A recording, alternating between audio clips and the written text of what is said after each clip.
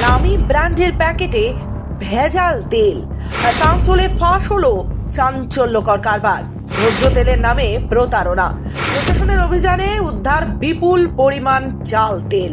ভোজ্য তেলের অবৈধ কারবারে বড়সড় চাঞ্চল্য ছড়ালো আসানসোলের মৌঝুরি এলাকায়। অভিযোগ, নামী কোম্পানির স্টিকার লাগিয়ে ভেজাল ভোজ্য তেল বিক্রি করা হচ্ছে। ঘটনাটি সামনে আসার পরই উত্তর থানার পুলিশ, এনফোর্সমেন্ট বিভাগ এবং ফুড সেফটি বিভাগ যৌথভাবে অভিযান চালায়। অভিযানে উদ্ধার হয় বিপুল পরিমাণ জাল ভোজ্য তেল। প্রশাসনিক সূত্রে জানা গেছে, ওই এলাকায় গোপন সূত্রে খবর পাওয়ার পরই তল্লাশি অভিযান চালানো হয়। সেখানে বেশ কিছু পাত্রে ভোজ্য তেল মজুদ ছিল, যার ওপর নামী সংস্থা স্টিকার লাগানো। কিন্তু তদন্তকারীদের সন্দেহ হওয়ায় সেই তেল বাজেয়াপ্ত করা হয়। তবে অভিযুক্ত ভোজ্য তেল ডিস্ট্রিবিউটরের দাবি, তার সমস্ত নথিপত্র যথাযথ নাকি রয়েছে এবং এখানে কোনো বেআইনি কার্যকলাপ হয়ই না। প্রশাসনের অনুমতির সাপেক্ষেই তিনি ব্যবসা পরিচালনা করেন বলে জানান।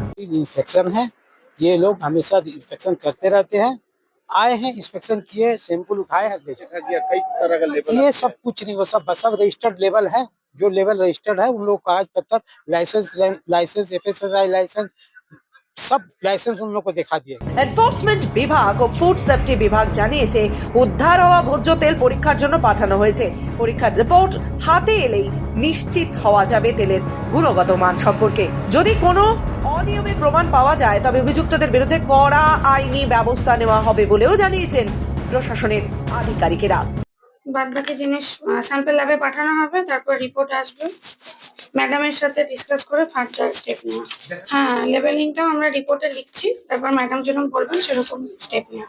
আসানসোল থেকে রাহুল পাসওয়ানের রিপোর্ট, খবর বাংলা।